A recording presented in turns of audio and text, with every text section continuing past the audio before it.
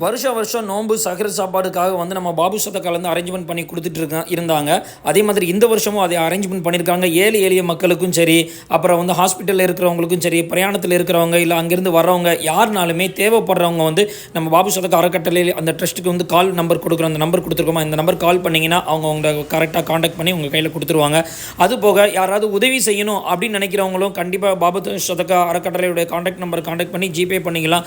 ஏன்னா பொருளாதாரத்தில் வந்து ரொம்பவே தேவையில் இருக்கிறதுனால நிறைய மக்கள் வந்து வெள்ளத்தில் உதவி செஞ்சாங்க. அதே மாதிரி இப்போவும் உதவி செஞ்சால் நிறைய மக்களுக்கு சகர சாப்பாடுக்கு உதவும். மேற்கொண்டு அவங்க என்ன சொல்கிறாங்கன்னு பார்ப்போம்.